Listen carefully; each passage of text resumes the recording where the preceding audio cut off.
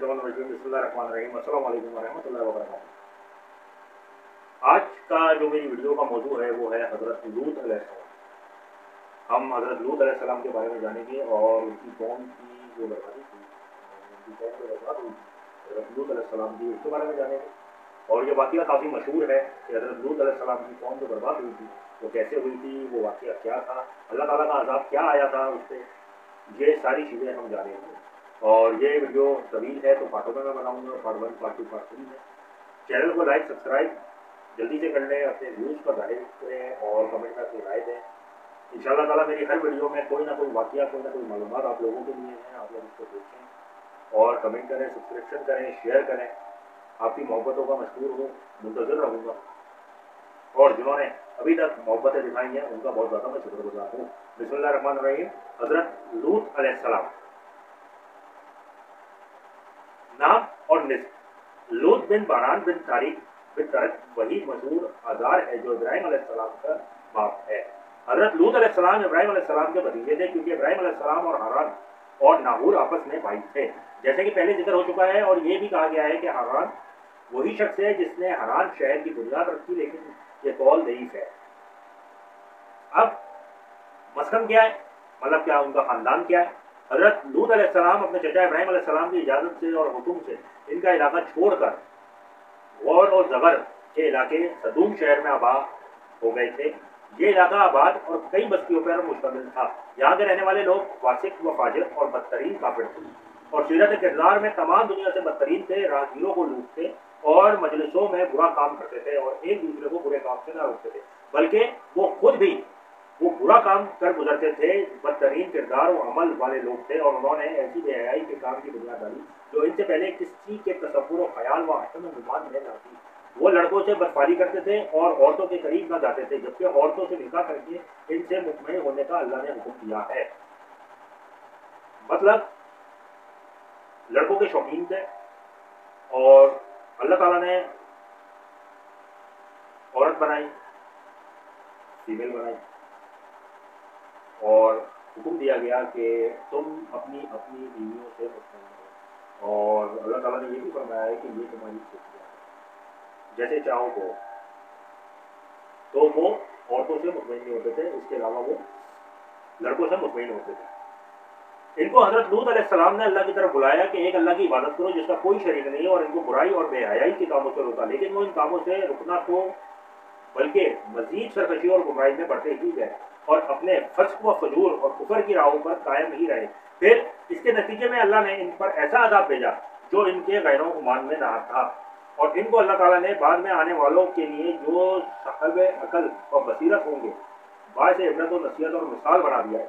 इसी वजह से अल्लाह ताला ने बहुत मकामात पर अपनी किताब मुबीन में बयान फरमाया है। किताब मुबीन कुरान मजीद। चुनाचा सूरह अराफ में इरशाद है कि अल्लाह ताला फरमाता है वलूतन इज़ क़ाला लिक़ौमिही इत्तक़ून फ़हाशिया मुजरिमीन। सूरह अराफ आयत नंबर 80 से 87। और इसी तरह जब हमने लूत को पैगंबर बनाकर भेजा तो इस वक्त उन्होंने अपनी कौम से कहा कि तुम ऐसी बेहयाई का काम क्यों करते हो कि तुमसे पहले जहां वालों में से किसी ने इस तरह का काम नहीं किया, यानी ख्वाहिश निफासानी पूरा करने के लिए औरतों को छोड़कर लौंडों पर गिरते हो। हकीकत ये है कि तुम लोग हद से गुजर जाने वाले हो। तो इनसे इसका जवाब कुछ ना बन पड़ा और बोले तो ये बोले कि इन लोगों यानी लूत और इनके घर वालों को अपने गांव से निकाल दो कि ये लोग पाक बनना चाहते हैं। तो हमने इन लूत को और इनके घर वालों को बचा लिया, मगर इनकी बीवी ने ना बची कि वो पीछे रहने वालों में थी, और हमने इन पर पत्थरों का मीना बरसाया। तो देख लो कि गुनहगारों का अंजाम कैसा हुआ। और सूरह हूद में अल्लाह तबारक व तआला फरमाता है वलक़द जाअ रसूलुल्लाह इब्राहीम बिल-बुशरा फी गही। सूरह हूद। और हमारे फरिश्ते इब्राहिम के पास बिशारत लेकर आए तो सलाम कहा। उन्होंने इब्राहिम ने भी जवाब में सलाम कहा। अभी कुछ वक्फा नहीं हुआ था कि इब्राहिम ने बना हुआ बछड़ा लेकर आए। फिर जब उन्होंने देखा कि इनके हाथ खाने की तरफ नहीं जाते तो इनसे तकलीफ महसूस की और दिल में इनसे डरने लगे। उन्होंने कहा कि डरो नहीं, इनको कौम लूत की तरफ इनके हलाक करने के लिए भेजे गए हैं। और इब्राहिम की बीवी जो पास खड़ी थी हंस पड़ी तो हमने उसको इसहाक की और इसहाक के बाद याकूब की खुशखबरी दी और कहने लगी मेरे बच्चा पैदा होगा, मैं तो बुढ़िया हूँ और ये मेरे मियाँ भी बूढ़े हैं, یہ تو بڑی عجیب بات ہے. انہوں نے فرشتوں نے کہا کیا تم خدا کی قدرت سے تعجب کرتی ہو؟ اے اہل بیت، تم پر خدا کی رحمت اور اس کی برکتیں ہوں، وہ لائق تعریف اور بزرگی والا ہے. جب ابراہیم سے خوف جاتا رہا اور ان کو خوشخبری بھی مل گئی تو قوم لوط کے بارے میں ہم سے بحث کرنے لگے. بے شک ابراہیم بڑے بردبار، نرم دل اور رجوع کرنے والے تھے. اے ابراہیم، اس بات کو جانے دو تمہارے پروردگار کا حکم آ پہنچا ہے اور ان لوگوں پر عذاب آنے والا ہے جو کبھی نہیں ٹلنے کا. اور جب ہمارے فرشتے لوط کے پاس آئے تو وہ ان کے آنے سے غمناک ہو گئے اور تنگ دل ہو گئے اور کہنے لگے آج کا دن بڑی مشکل کا دن ہے اور لوط کی قوم کے لوگ ان کے پاس بے تحاشا دوڑتے ہوئے آئے اور یہ لوگ پہلے ہی سے برے کام کیا کرتے تھے. لوط نے کہا کہ اے قوم، یہ جو میری قوم کی بیٹیاں ہیں یہ تمہارے لیے جائز اور پاک ہیں، تو خدا سے ڈرو اور میرے مہمانوں کے بارے میں میری بے عزتی نہ کرو. کیا تم میں سے کوئی بھی شائستہ آدمی نہیں ہے؟ وہ بولے کہ تم کو معلوم ہے کہ تمہاری قوم کی بیٹیوں کی ہمیں کچھ حاجت نہیں اور جو ہم چاہتے ہیں وہ تم کو خوب معلوم ہے. لوط نے کہا اے کاش مجھ میں تمہارے مقابلے کی طاقت ہوتی یا میں کسی مضبوط قلعے میں پناہ پکڑ سکتا. فرشتوں نے کہا اے لوط، ہم تمہارے پروردگار کے فرشتے ہیں، یہ لوگ تم تک ہرگز نہیں پہنچ سکیں گے. رات کے ایک حصے میں اپنے گھر والوں کو لے کر چل دو اور تم میں سے کوئی شخص پیچھے مڑ کر نہ دیکھے، مگر تمہاری بیوی کی جو آفت ان پر پڑنے والی ہے وہی اس پر بھی پڑے گی. ان کے عذاب کے وعدے کا وقت صبح کا ہے اور کیا صبح منظور. جب ہمارا حکم آیا تو ہم نے اس بستی کو الٹ کر نیچے اوپر کر دیا اور ان پر پتھر کی لگاتار مسلسل کنکریاں برسائی جن پر تمہارے پروردگار کے یہاں سے نشان کیے ہوئے تھے اور وہ بستی ان ظالموں سے کچھ دور ہے.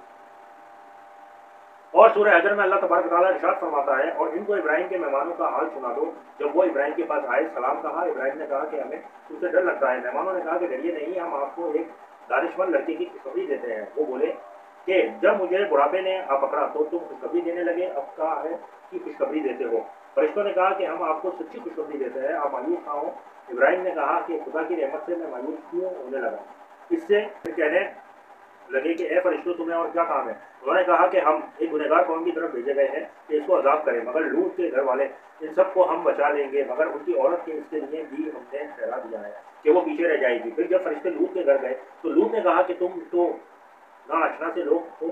وہ بولے کہ نہیں، بلکہ ہم آپ کے پاس وہ چیز لے کر آئے ہیں جس میں یہ لوگ شک کرتے تھے اور ہم آپ کے پاس یقینی بات لے کر آئے ہیں اور ہم سچ کہتے ہیں.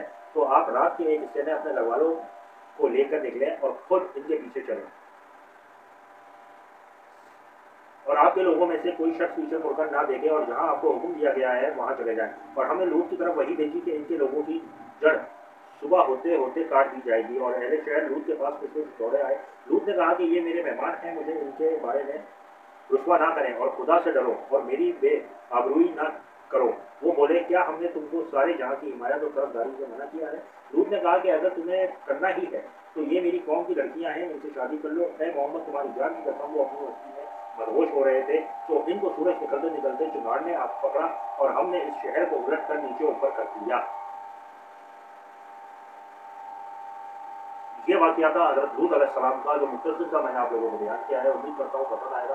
انشاءاللہ تعالیٰ اس کا دوسرا پارٹ جلد آپ لوگوں کو پیش کروں گا. چینل کو لائک سبسکرائب لازمی کیجیے گا. حضرت لوط علیہ السلام کا قصہ ہے، اب آگے اور سنیں گے اور جانیں گے.